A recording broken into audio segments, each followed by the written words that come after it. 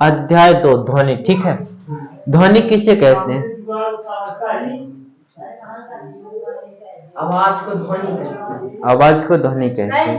आवाज और ध्वनि तो एक ही बात है, तो क्या है फिर ध्वनि?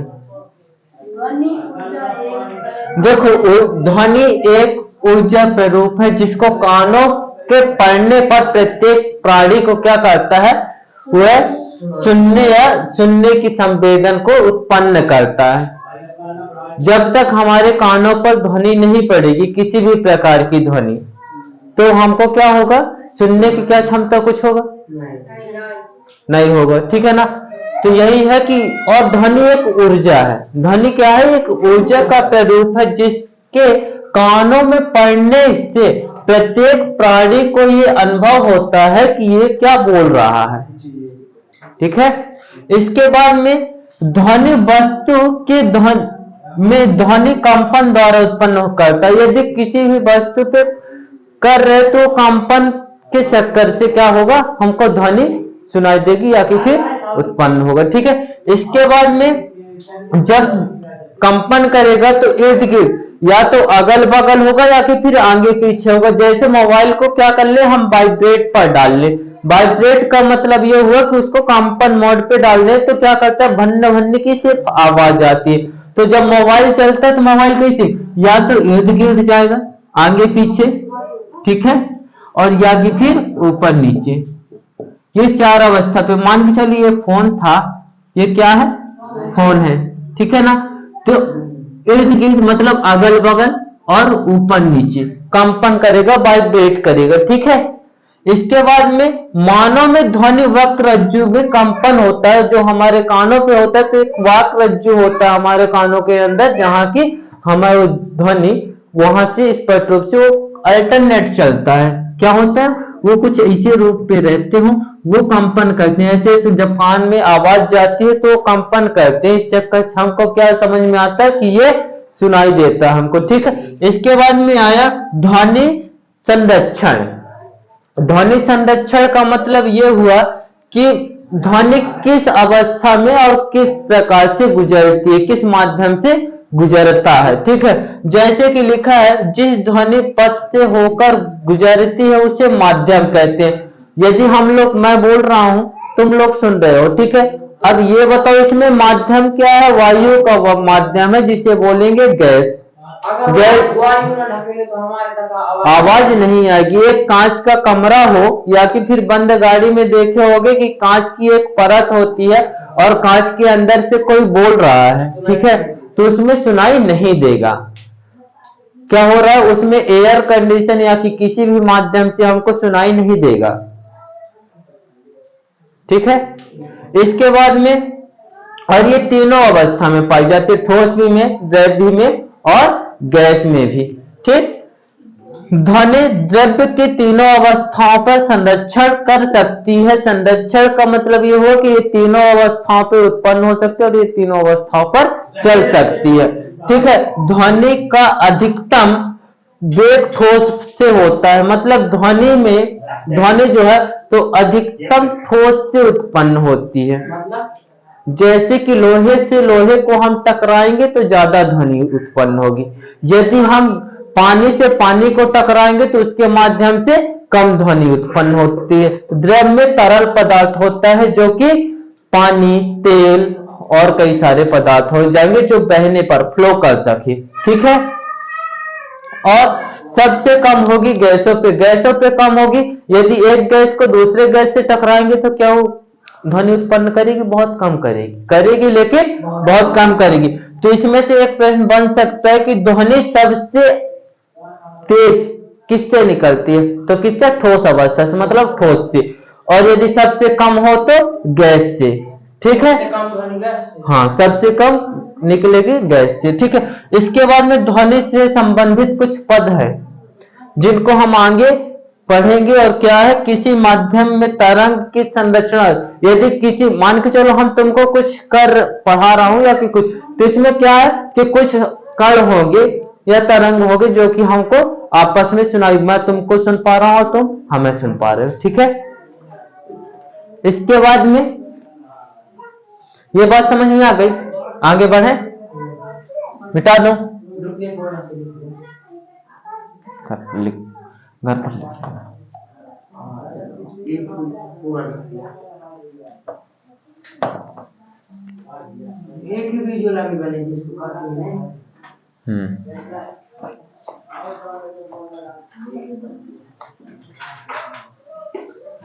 हाँ ये तो हमको दिखा के दे क्योंकि आप खड़े रहते हैं तो बीच में खड़ी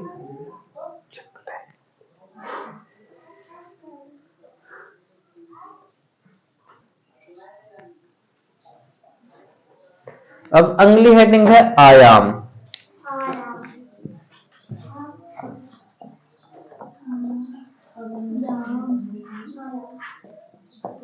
आयाम किसे कहते हैं समझो।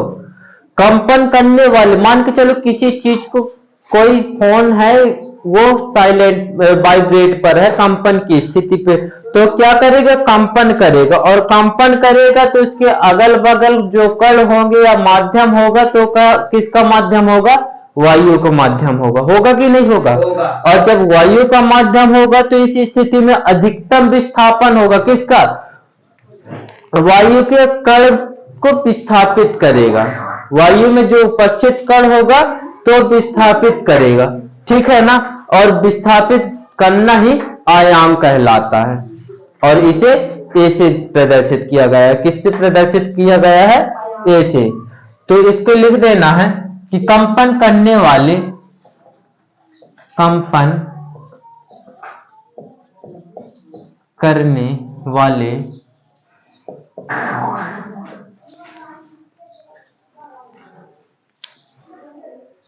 आयाम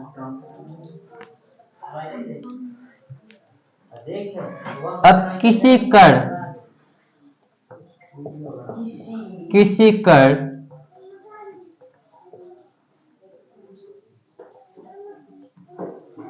के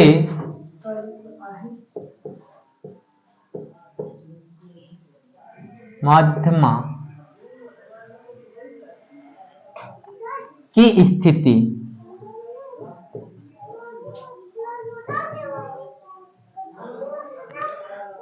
स्थिति की ओर अधिकतम विस्थापन करता है। क्या करेगा? की ओर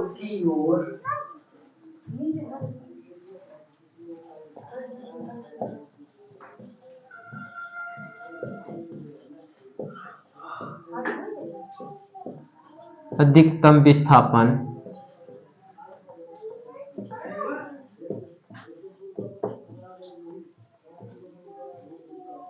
करना आयाम कहलाता है, ठीक है? आयाम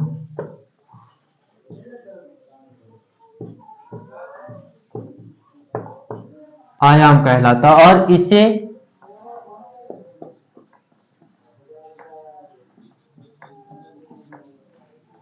ए से प्रदर्शित करते हैं, ठीक है? अब अगला हेडिंग है क्या, आवर्तकाल। आवर्तकाल का मतलब जानते हो? आवर्तकाल का मतलब ये हुआ,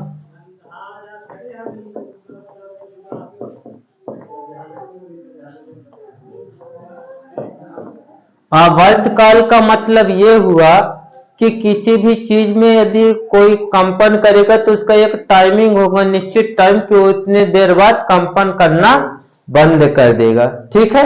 क्या कर देगा? बंद कर देगा कंपन करना। जैसे कि फोन वाइब्रेट पे है और वाइब्रेट होने के बाद में एक ऐसा टाइम आ जाएगा कि जब टाइमिंग उसका खत्म हो जाएगा तो कंपन करना बंद कर देगा, ठीक है ना? तो इसमें लिखना है कंपन करने की स्थिति, कंपन करने की स्थिति की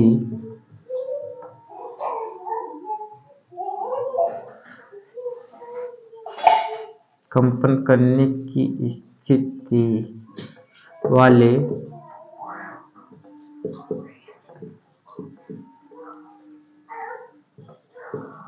वस्तु एक कंपन एक कंपन करने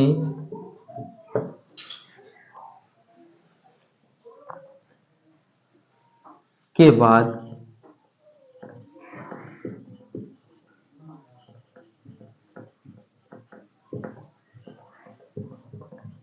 करना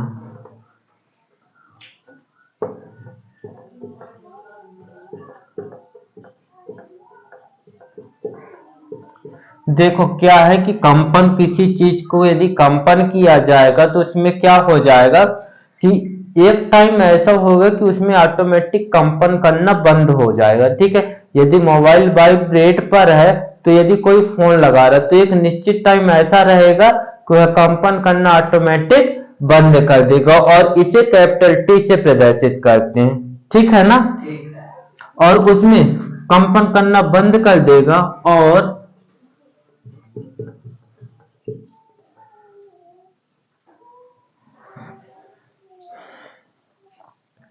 इस समय को और जो समय लगेगा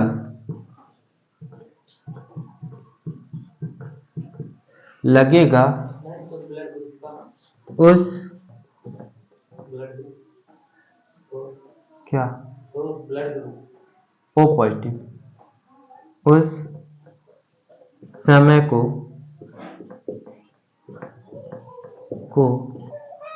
आवर्तकाल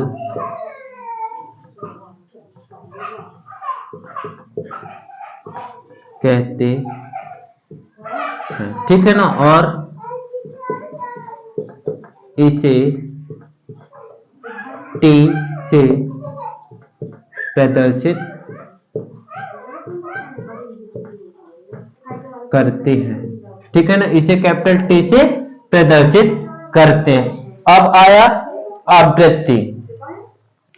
आवृत्ति का मतलब ये हो किसी भी चीज में क्या होगा, कोई बता सकता है? देखो आवृत्ति को कण द्वारा एक सेकेंड में, मान के चलो कोई कण है, मार कर दो कोई कण है, ठीक है, कोई कण है और कण द्वारा एक सेकेंड में उसमें वाइब्रेट, मान के चलो कोई वाइब्रेट करने पर, मान के चलो मैं कुछ बोल रहा हूं तो उस बोलने के लिए कुछ टाइम लगता है। ठीक है ना, फिर कानों पे जाता होगा, फिर वहां कंपन होगा, फिर सुनाई देता, सुनाई देने के बाद में फिर माइंड पे गया। ये काम बहुत स्पीडी से चल रहा है, माइंड पे गए, इसके बाद में क्या हुआ कि मैं बोल क्या रहा हूं, तुम सुन क्या पा रहे हो, मैं समझा क्या रहा हूं, तुम समझ क्या पा रहे हो। ठीक है ना, ये क्या हुआ कि ये सुनने का, अब मैं जब कुछ चीजें बोल रहा हूं तो उस बोलने पे कुछ ना कुछ तो टाइम लगा होगा, अब तुमको सुनने में भी कुछ टाइम लगा होगा, तो उसी को नापने के लिए, या कि फिर एक किसी चीज को बोलना है और बोलने के बाद में जब सुनना है या सुना है तो उसमें कुछ टाइम लगा होगा, और वही टाइम को क्या बोलते हैं, आवृत्ति। ठीक है, लिखा है आवृत्ति को कण द्वारा एक सेकंड में किए गए कंपनों,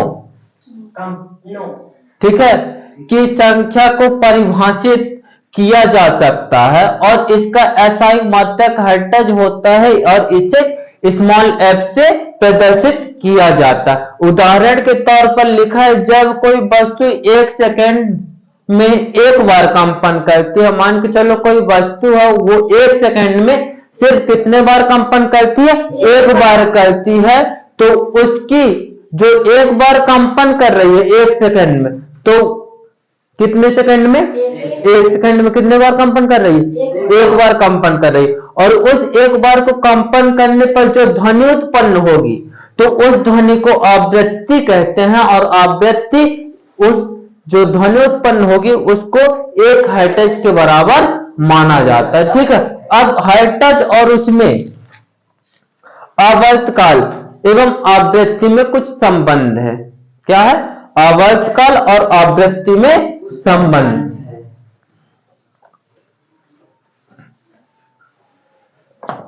इसको मिटा दो, कर समझ में आया कि नहीं आया? ये मेरा बंद कर दो।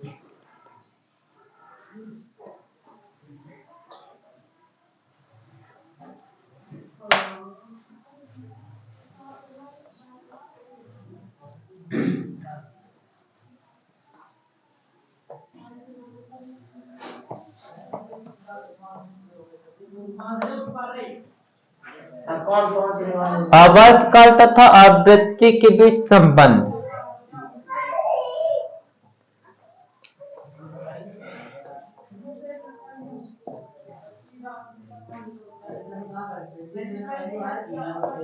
आवर्तकाल एवं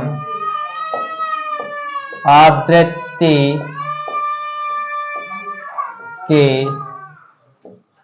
बीच संबंध। ठीक है, आवृत्ति एवं आवर्तकाल के बीच संबंध। एक तारण, देखो तारण पता है क्या है?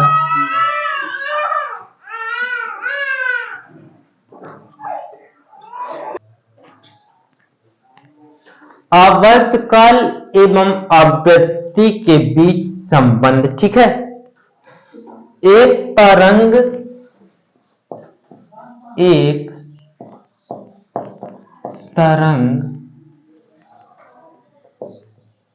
एक आवर्तकाल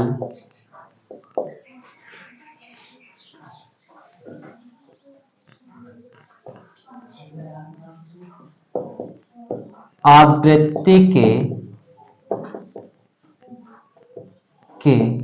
व्युत्क्रम होता है। क्या होता है? व्युत्क्रम होता है। ठीक है ना? कहने का मतलब ये हुआ कि आवर्तकाल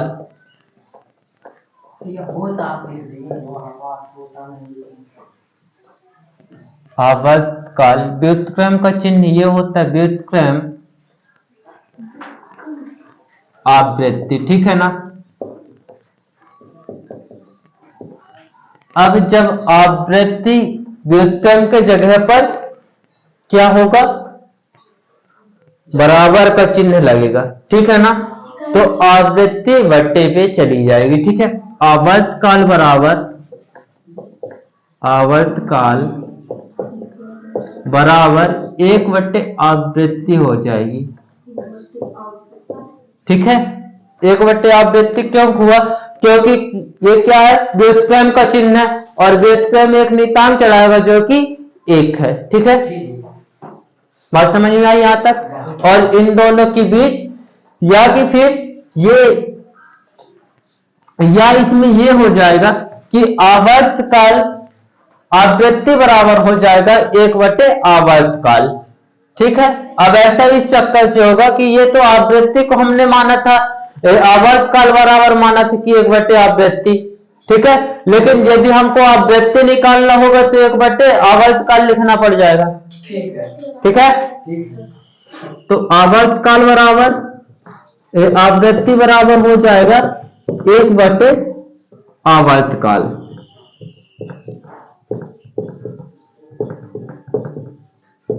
ठीक, और इन दोनों के बीच यही संबंध था। आगे बढ़े, मिटा दूं। ध्वनि का अभिलक्षण।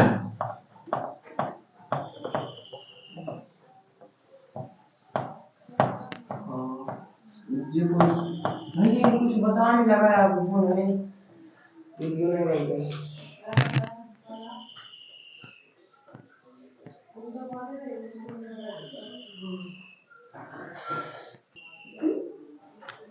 ध्वनि के अभिलक्षण।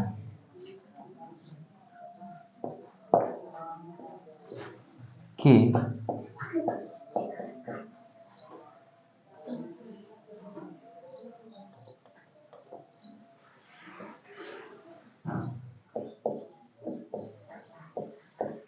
ध्वनि के अभिलक्षण। ध्वनि का अभिलक्षण का मतलब यह हुआ कि ध्वनि कितने रूपों में, किसी कोई देखो, ध्वनि क्या होता है कि उसमें कुछ लोग एकदम बहुत धीमी आवाज से बोलते हैं, एक दूसरे कानों पर लग करके, कोई बहुत तेज बोलता है, कोई कैसे, मतलब बोलने का सबका तरीका अलग अलग होता है, और इसी तरीके को बोलते हैं अभिलक्षण, कि उसमें कौन कौन से लक्षण दिखाई देते हैं।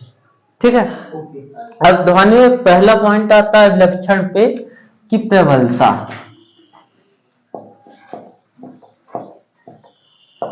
प्रबलता और ये ध्वनि को कई प्रकार के अभिलक्षण होते हैं, एक प्रकार से नहीं कई प्रकार से अभिलक्षण होते। अब प्रबलता को क्या बोलते हैं?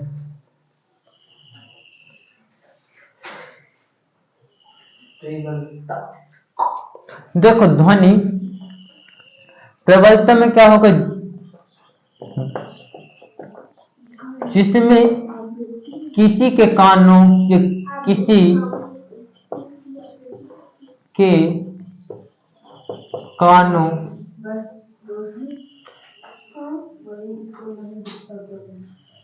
पर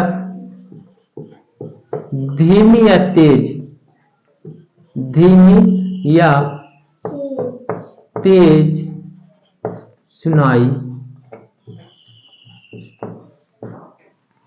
देना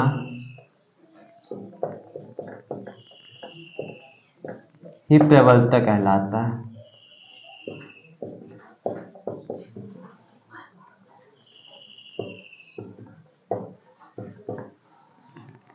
ठीक है, किसी को धीमा या कम सुनाई देना ही प्रबलता कहलाता। और प्रबलता की इकाई और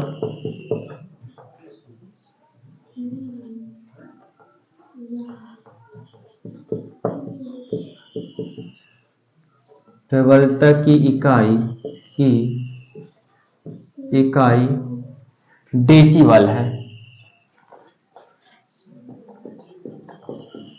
डेसिबल, ठीक है ना। डेसिबल ध्वनि जिसे डीबी से प्रदर्शित करते हैं, किससे प्रदर्शित करते हैं? डी और बी से प्रदर्शित करते हैं, ठीक है।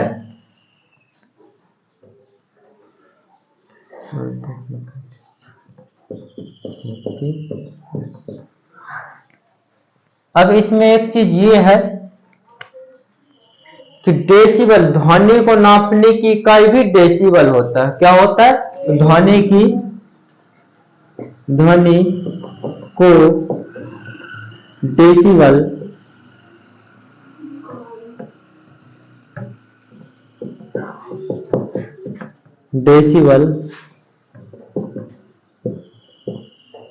से नापा जाता है।